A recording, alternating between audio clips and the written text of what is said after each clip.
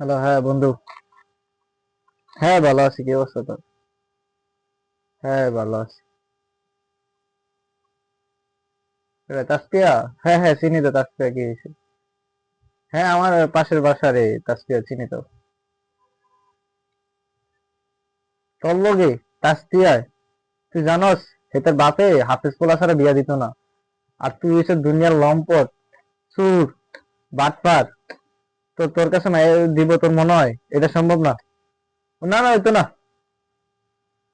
হাফেজ ছাড়া মায়া দিয়া দিব না, বুঝছস? হাফেজে লাগবে। আসসালামু আলাইকুম রহমতুল্লাহি ওয়া বারাকাতুহু।